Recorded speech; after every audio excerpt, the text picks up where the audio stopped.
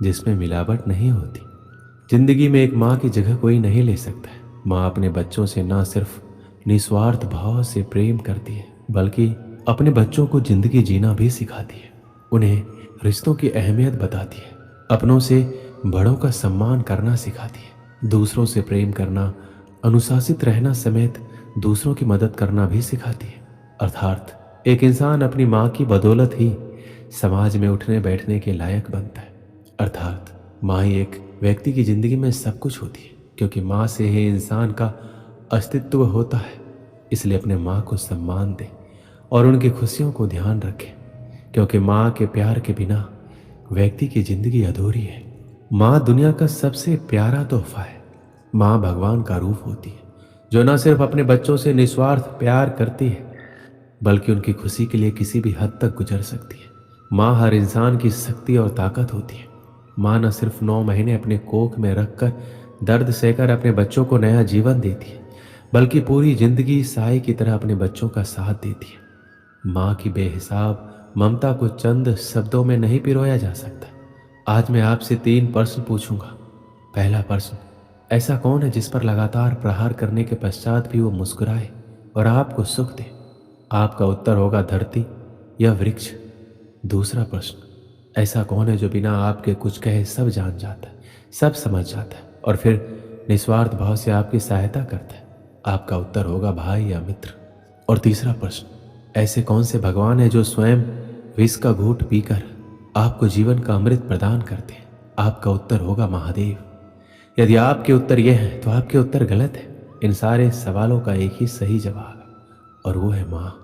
जब आप अपनी माँ के गर्भ में होते हैं तो उस समय उन्हें कितनी लात मारी होगी आपने, किंतु फिर भी वो मुस्कुरा के आपको आशीष देती रही। आपके बिना कुछ कहे वो सब जान जाती और इस जीवन की कठिन परिस्थितियों के विष का घूंट पीकर आपको सुख का अमृत देती है। इस जीवन में आप कुछ भी कर लीजिए, अपने माँ का ऋण कभी नहीं चुका पाएंगे। यदि कुछ कर सकते हैं तो जीवन के आनंद में, उद्यम में और धन्यवाद में अपने माँ को स्मरण रखिए।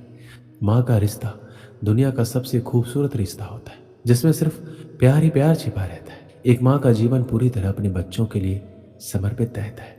माँ सदैव अपने बच्चों के बेहतर और स्वस्थ जीवन प्रदान करने के बारे में सोचती है, इस कोशिश में लगी रहती है उसके बच्चे की जिंदगी में किसी तरह का दुख ना आए। वह अपने बच्चों की जिंदगी को स्वर्ग बनाने के लिए हर वो प्रयास करती है जो कि संभव है। वहीं जिस तरह माँ बच्चों के उज्जवल भविष्य के लिए अपनी तमाम इच्छाओं को मारती है और त्याग करती, उसी तरह बच्चों का भी दायित्व है कि अपनी माँ का सम्मान और उनकी खुशियों का ध्यान रखें। माँ की जुबान पर अपने बच्चों के लिए कभी बद्दुआ नहीं होती, बस एक माँ ही होती है जो अपने बच्चों से कभी खफा नहीं होती। एक कर्ज है जो हम सब पर सवार रहता है, वो हमारी माँ का प्यार है जो जीवन भर हम पर उधार रहता है। हमने तो अपनी माँ की हंसी को देखकर समझ लिया कि हमारी भी किस्मत बुलंद है। एक माँ की दुआ है इस संसार की सबसे बड़ी दौलत होती है। जो समझ गया वो रईस बन जाता है और जो नहीं समझा वो फकीर रह जाता है। माँ से छोटा शब्द इस संसार में कोई नहीं, और इस शब्द से बड़ा अर्थ और किसी शब्द का नहीं। एक अच्छी माँ हर संतान के पास होती है, पर जरूरी नहीं कि एक अच्छी संतान हर माँ के पास हो। जब इस संसार में प्यार को निराकार से साकार होने का मन हुआ, तब जाकर इस धरती पर माँ का सृजन हुआ। एक माँ की ममता वह सुरीली संगीत है जो हर किसी के दिल में उतर जाता है। माँ चाहे कितनी भी अनपढ़ हो, पर अपने बच्चों को जीवन के सबसे महत्वपूर्ण ज्ञान माँ से ही मिलते हैं। माँ चाहे कितनी भी अनपढ़ हो, पर बच्चों को अपने जीवन का सबसे महत्वपूर्ण ज्ञान माँ से ही मिलते हैं। माँ अपने बच्चों के लिए त्याग और उनके लिए अपने प्यार की तुलना किसी से भी नहीं की जा सकती। हर बच्चे की पहली गुरु उसकी माँ ही होती है, और माँ जो शिक्षा देती है वह जीवन भर उस बच्चे का साथ देती है। माँ वो होती है जो परिवार में किसी की भी जगह ले सकती है, पर पूरे परिवार में कोई नहीं होता जो एक माँ की जगह ले सके। जब एक रोटी के 4 टुकड़े होते हैं तो खाने वाले 5 लोग होते हैं, तो एक माँ ही होती है जो झट से कह देती है कि मुझे भूख नहीं है। इस संसार में सब चीज़ बिकाऊ है, सिर्फ माँ की ममता ही एक ऐसा आशीर्वाद है जिसे कोई बेच नहीं सकता। बहुत देखे हैं हमने जमाने में प्यार मोहब्बत में जान लुटाने वाले। कभी अपनी माँ से भी जाकर पूछना कि कितनी मुश्किलों से तुझे पाला है उसने, रातों में उठ उठ के। इस संसार में हर जगह ईश्वर का पहुंचना मुमकिन नहीं था, इसलिए उन्होंने माँ की रचना की। इस पूरे संसार में सिर्फ माँ ही एक ऐसी होती है जो किसी भी हाल में जान लेती है कि उसके बच्चों की आंखें सोने से लाल हुई है या रोने से। इस पूरे संसार में सिर्फ माँ बाप ही है जो अपने बच्चों से सच्चा प्यार करते और उन्हें सच्चा प्यार दे सकते। बाकी पूरा संसार सिर्फ दिखावा ही करता है। जरा समय निकाल कर अपनी माँ को देखकर मुस्कुरा भी लिया करो। क्या पता तुम्हारी किस्मत में तीर्थ जाना ही ना लिखा हो। इस संसार में सिर्फ एक माँ ही है जो उस चट्टान की तरह होती है जो अपने संतान पर आने वाले हर मुश्किल से पहले उससे टकराती है। माँ के हाथों में जादू है। जो सर पर हाथ फेरती है तो लगता है भगवान उतरकर सिर्फ मेरे लिए मेरे सिर पर हाथ फेर रहे हैं और मुझे आशीर्वाद देने आए। हमारे पूरे भारत देश में अलग अलग भाषाएं, अलग अलग लोग हैं, लेकिन सब अपनी जननी को माँ ही कहते हैं। अलग अलग भाषा होने के बाद भी माँ को माँ ही पुकारा जाता है। हमारी माँ ही हमारे अस्तित्व का निर्माण करती है। हमारी माँ ही हमें एक आदर्श व्यक्ति बनाती है। वह हमारे आत्मविश्वास को कभी घटने नहीं देती है और हमें हमेशा प्रेरित ही करती है ताकि हम आगे बढ़ते रहें, कभी रुके नहीं। माँ हमारे जीवन की वो नींव है जिसकी वजह से हम मजबूत रहते हैं। माँ हमें शारीरिक और मानसिक दोनों रूप से मजबूत बनाती है। एक आदमी एक दुकान में नौकरी किया करता था। वह मेहनती था। काम के प्रति उसकी मेहनत और लगन देखकर उसका सेठ बड़ा खुश रहता था। वह आदमी भी उस दुकान की नौकरी से संतुष्ट था। एक दिन वह बिना बताए छुट्टी पर चला गया। सेठ उस दिन सोच में पड़ गया क्योंकि ऐसा पहले कभी नहीं हुआ था। वह सोचने लगा, ऐसी क्या बात हो गई कि ये छुट्टी पर चला गया और मुझे बताया तक नहीं। कहीं उसे पैसों की तंगी तो नहीं रही होगी। यह विचार दिमाग में आते ही सेठ ने उसके पगार बढ़ाने का निर्णय ले लिया।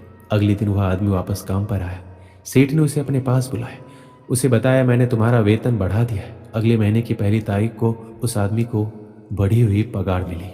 उसने पगार ली लेकिन कोई प्रतिक्रिया नहीं दी। ना उसने सेठ को धन्यवाद दिया, ना ही वह बहुत खुश हुआ। बस रोज की तरह काम करता रहा। पगार बढ़ा देने के बाद सेठ निश्चित था कि अब वह आदमी और मेहनत से काम करेगा। कुछ महीनों के बाद वह आदमी एक बार फिर से बिना बताए छुट्टी पर चला गया। इस बार सेठ को बहुत गुस्सा आया कि ये कैसा लापरवाह आदमी है। एक तो मैंने इसकी पगार बढ़ा दी, इसके बाद भी इसे जिम्मेदारी का एहसास नहीं है। फिर से बिना बताए इसने छुट्टी मार ली। अगले दिन वह आदमी काम पर आ गया। सेठ ने पहले ही तय कर लिया था कि अब वह उसकी पगार घटा देगा। उसने उसे बुलाकर बता दिया कि अगले महीने से वही पगार मिलेगी जो तुम्हें पहले मिलती थी। अगले महीने उस आदमी को घटी हुई पगार मिली, लेकिन इस बार भी उसने कोई प्रतिक्रिया नहीं दी, ना ही उसे दुख हुआ। बस अपने कामों में लगा रहा। यह देखकर सेठ हैरान हो गया। उसने उसे बुलाकर पूछा, क्या बात है, जब मैंने तुम्हारी पगार बढ़ा दी तब तुम खुश नहीं हुए, और जब मैंने तुम्हारी पगार घटा दी तब तुम दुखी भी नहीं हुए। आखिर क्या बात है? आदमी बोला, सेठ जी, जब मैं पहली बार काम पर नहीं आया था उस दिन मेरे बेटे का जन्म हुआ था। उस समय जब आपने मेरी पगार बढ़ाई तो मैंने सोचा कि जो अतिरिक्त पैसा मुझे मिला है वो उस बच्चे के हिस्से का है, इसलिए मैं ज़्यादा खुश नहीं हुआ। जब मैं दूसरी बार काम पर नहीं आया तब मेरी माँ का देहांत हो गया था। उस समय आपने पगार घटा दी तो मैंने सोचा कि मेरी माँ अपना हिस्सा लेकर चली गई, इसलिए पैसे घटने पर भी मैं दुखी और परेशान नहीं हुआ। यह बात सुनकर सेठ बहुत खुश हुआ और उसने उस आदमी को गले से लगा लिया। इस कहानी से हमें क्या सीख मिलती? जिंदगी कभी एक सी नहीं रहती। उतार चढ़ाव तो जिंदगी का हिस्सा है। जब तक जिंदगी है अच्छा वक्त भी आएगा और बुरा वक्त भी, इसलिए वक्त चाहे जैसा भी हो उसे पार कर ले। जिंदगी के दबाव में आना बंद कर हर हाल में खुश रहना सीखे। दोस्तों, इस वीडियो में बस इतना ही। मिलते हैं अगले वीडियो में। अपना ख्याल रखिएगा। जय श्री कृष्णा।